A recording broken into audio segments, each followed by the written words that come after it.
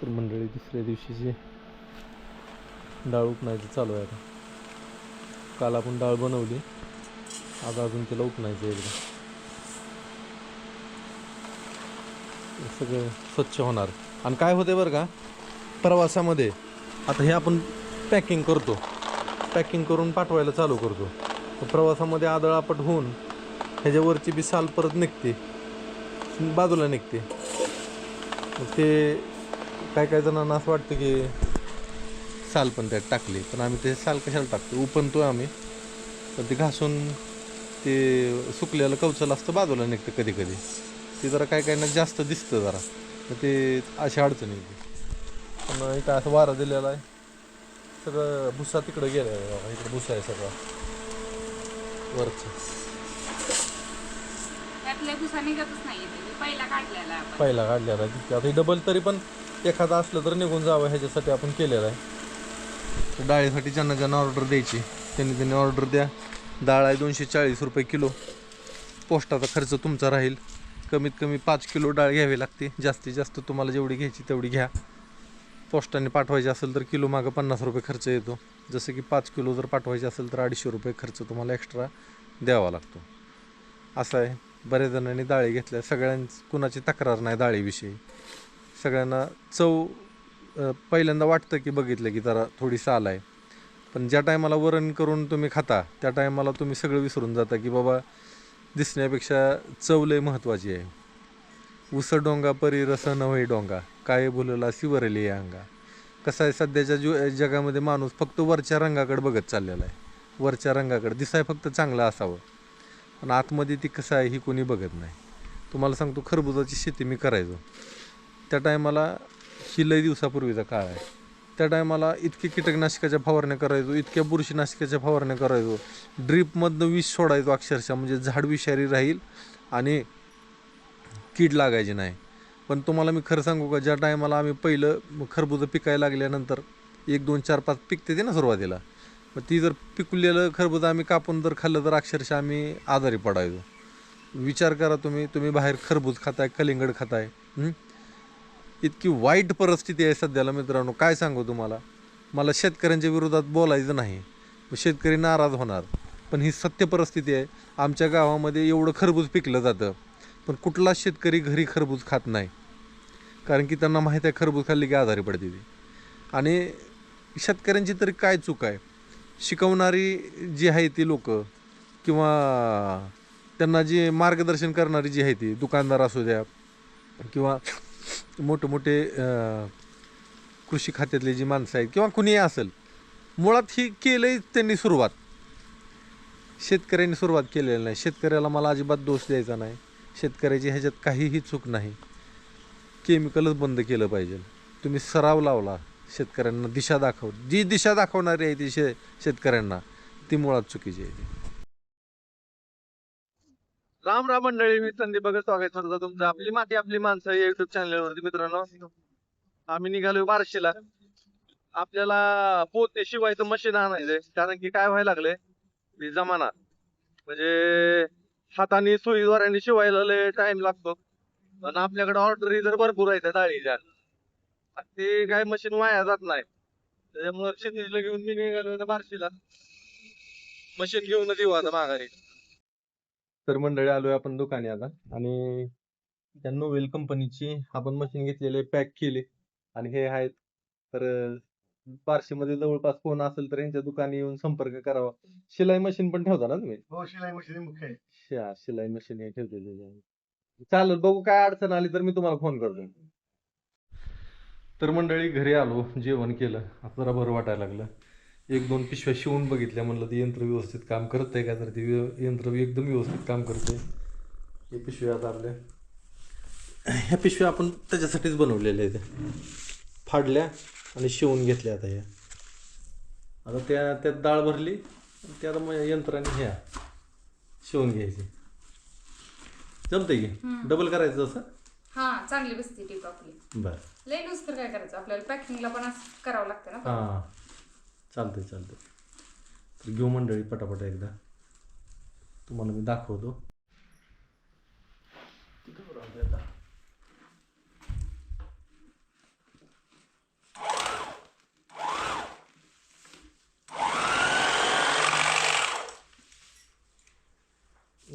व्यवस्थित आपली बॅग शिवून झाली. पहिले शिवायलाच लय ताप मला तो पडायचा.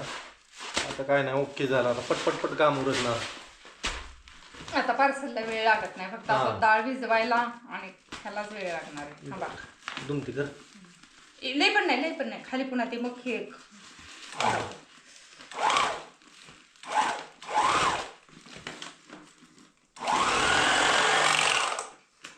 ओढू नका तोवर. बस ओके झालं. मस्तपैकी होती झटकी पण. हे बघा मस्त झालं आपलं पॅकिंग. आता तर मंडळी बघूस तर एवढ्या पॅकिंग झाल्या पटपट आणि ही तरी एकदम खुश आहे. मी लय खुश आहे कारण मी पहाटे 5 वाजल्यापासून ही पॅकिंग करायची, नादी लागायची, परत स्वयंपाक करायचा, घरातला आवरायचं, परत पॅकिंगला बसायचं, कंबर आणि ही शिवायला 2 जण लागते. एवढं शिवायला संध्याकाळी पहाटे 5 वाजल्यापासून घरातलं बघत संध्याकाळी 11 वाजलं तरी होत नव्हतं. एक अर्ध्या तासात तरी शिवून काढल्या पिशव्या बाजूला पटपट. चला ही यंत्रणा आली. सगळी यंत्रणा करायचं सोपं नाही.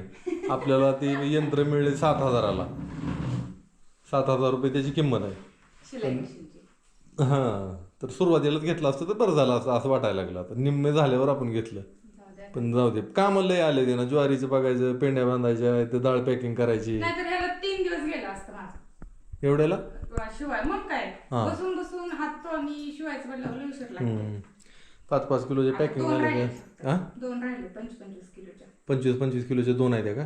तर ज्यांना ऑर्डरी पाठवायचे त्यांनी ऑर्डर देऊन ठेवा. कारण की कसं आहे, डाळीचा यंदा भरोसा नाही. डाळ ही तूर संपून जाणार आहे फास्ट. कारण की आम्हाला उरकं नाहीच. असं 2-250 किलो डाळ पाठवली की परत 2-250 किलोची ऑर्डर येऊन थांबते ते. मग ती टप्प्याटप्प्याने सगळंच पाठवावं लागते. तर ज्यांना पाठवायचं आता, आणि जी काय गेल्या वर्षी घेतलेली ती जास्त ऑर्डर करते ती. आणि कुटुंबावर पण असतं आपल्या. डाळ काय खराब होत नाही, किडं लागत नाही तर काय नाही तर कारण की आपण त्याला भरपूर ऊन देतो. ऊन चांगलं आठवडाभर उन्हातच वाळवत असतो. तर नंबर पाहिजे असेल तर 96 89 14 42 85 ह्याच्यावर तुम्ही व्हॉट्सअप करून तुमची डाळीची ऑर्डर देऊ शकता. डाळ आहे आपली 240 रुपये किलो. पोस्टाने पाठवायचा खर्च वेगळा राहील. अजून काय आणि ज्याला जवळ एसटी डेपो आहे ज्यांच्या, त्यांना उलट अजून स्वस्तात पडतं. 5 किलोच्या जास्त असेल तर एसटी डेपो परवडतो त्यांना. 5 किलो असेल तर पोस्टाने घरी येऊन जातं. कुठं जायची गरज नाही, काय नाही. मी आज पिशव्या घातल्या हो, वाऱ्यानेच उडून गेल्या सगळ्या. हवा पाहिजे, हवेच्या मग ते उडूनच गेल्या की हो. वाटोळ आली, सगळ्या उडून गेल्या. हवा जायला पाहिजे. पाणी किती साठलं बघितलं का? बाष्प एवढं ह्याच्यात पाणी बघ. हे बघ, दुपारी तर बांधले त्याने. पाणी जाण्यासाठी, हवा जाण्यासाठी उडून जाऊ नये म्हणून. हवेतली आर्द्रता आहे बरं काही. हा, हवेतलं पाणी आहे. बघा ईश्वराने कसं बनवलंय. कसं पाणी 3 ह्याच्यामध्ये रूपांतर होतं. वाफेमध्ये पाणी जल ज्याच्या ह्याच्यात पातळ ह्याच्यात आणि घनरूपात सुद्धा तयार होतं. म्हणजे माणसाने पाण्यासारखं राहावं, सगळ्यांना सामावून घेण्यासारखी. जशी परिस्थिती येईल तसं. लय हिट दिलं की डायरेक्ट वाफ. नाही, मी सगळं ओपनच ठेवलं होतं बरं का. हेच थोडं फक्त 2 बांधलं होतं. ह्याचं परागसिंचन झालं काय ह्याचं, नाहीतर मग ह्याला दाणं भरणार नाही. पाखरं बसते ती काय हो का इकडं तसंच वाटलं म्हणून काही ठेवलं नाही. सुरड्याची ज्वारी आहे, त्याचं बी तरी राहावं म्हणून. राहत नाही मग ती बिना बांधता. हो का अशा पिशव्या खाली पडते त्या. सगळ्या कणसाला केलं तर मी आज. आणि अशी वाटूळ आली, गेलं उडून सगळं. त्याला थोडं टॅपलरने पिना मारायचं, म्हणजे उडून बी जाणार नाही आणि हवा बी जाईल. अशा पद्धतीने उद्या करू. काय माग म्हणे माग काय आपली शेपाची भाजी अजून बारीक आहे. इकडे मिरच्या पण चांगल्या व्हायला लागल्या त्या बरं का. शेवग्याच्या शेंगा ह्या झाडाच्या आता संपल्या, त्या झाडांच्या चालू आहे त्या.